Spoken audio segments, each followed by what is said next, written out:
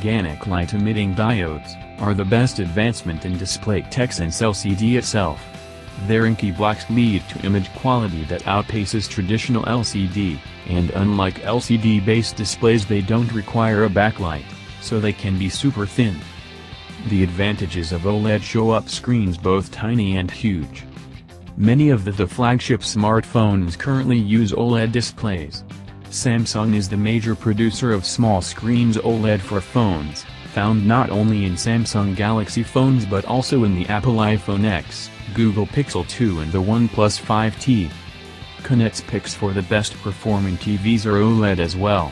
LG Display is the only company currently producing big OLED screens TVs, found in LG TVs as well OLEDs by Sony and, outside the US, Panasonic and Philips.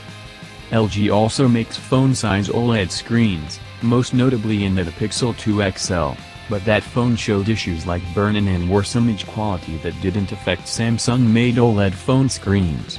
On the TV side, LG's TV OLEDs are widely lauded, while Samsung hasn't sold an OLED TV since 2013.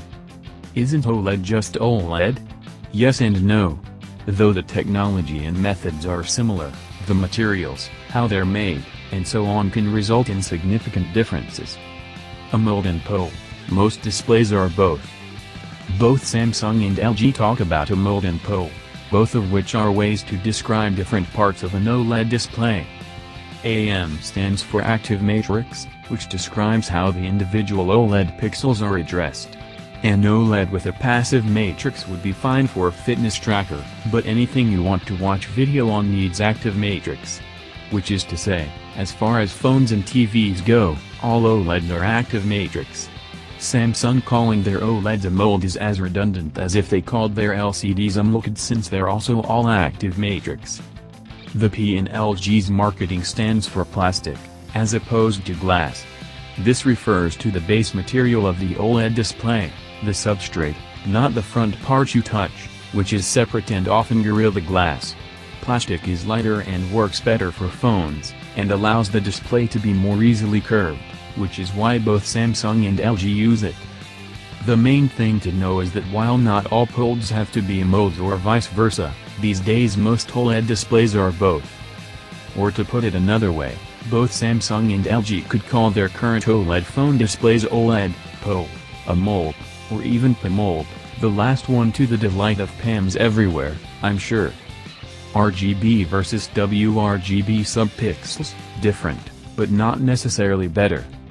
Every display is made up of tiny individual picture elements called pixels. Every pixel is made up of subpixels, usually one each of the primary colors of red, green and blue. Usually.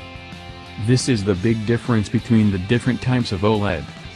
Samsung, with its phones and Retina TV OLEDs, uses separate red, green and blue OLED materials to create the subpixels. LG, for its phones and TVs, does not. Instead, it uses an RGB sandwich to create white light, and then uses color filters to create red, green, blue and white. Or to put it another way, every subpixel in an LG OLED is white, then a color filter on top determines what part of that white you see. For the first few years LG's OLED used a blue-yellow sandwich. According to LG, it now uses RGB. This may seem unnecessarily complex. After all, if it's using red, green and blue OLEDs, why not just make red, green, and blue subpixels and ditch the inefficient color filters?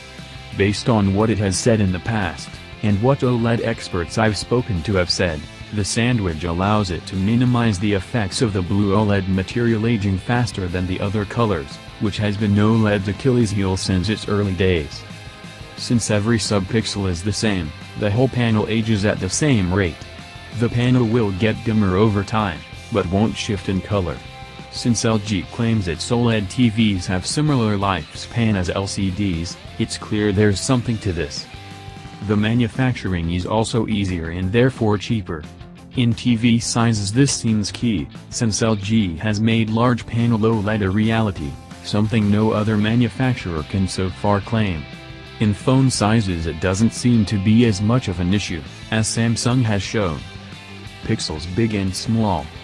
As you'd expect, the pixels on a phone are far smaller than those on a TV. The real reason isn't the manufacturing complexity, since they're both complex, but how they create light. OLED is an emissive technology, as in it creates its own light. LCD, in comparison, is transmissive. The liquid crystal's main function is to block the light, to create the levels of gray to create an image. A separate backlight, typically composed of LEDs, creates the light. Because OLED pixels create their own light, the smaller they get, the less light they produce. A manufacturer could drive them with more power to make them brighter, but this creates a host of other issues, like battery life, heat, image retention and overall lifespan issues. To get around this, phone OLEDs often use a pan-tile or diamond arrangement. This means that instead of a simple square grid of red, green and blue subpixels, there are fewer red and blue subpixels compared to green. Which is to say, for a phone with a 2436 by 1125 resolution there are 2436 by 1125, 2,740,500, green subpixels, but only 1,370,250 each for red and blue. The red and blue subpixels are essentially shared with the adjacent green, which your eye is more sensitive to anyway. The below arrangement, used in the Samsung-built screen on the iPhone X, is one way to do this, but there are possible layouts. TVs rarely use this method. Samsung's last plasma TV was one, since it can be visible with larger pixels. It works well with small and high-resolution displays since your eye can't discern it, and it's far more efficient to manufacture. The future. OLED is the best of the present, and certainly the display of the near future, which isn't to say it's perfect. Image retention, longevity, brightness, wider colors, efficiency and cost all can be improved. All of those things have been significantly improved over the past few decades, so there's little doubt they'll keep getting better. What will be interesting is if Samsung, or another player, can get into the TV OLED space. LG, with its WRGB design, has seemingly figured out how to make OLED cost-effectively. Hopefully we'll see someone else able to do the same. On the phone side there's already talk about some potential new players. Because really, it's also highly unlikely any manufacturer will return to LCD in their flagship phones. Once you get used to the image quality of OLED, it's hard to go back.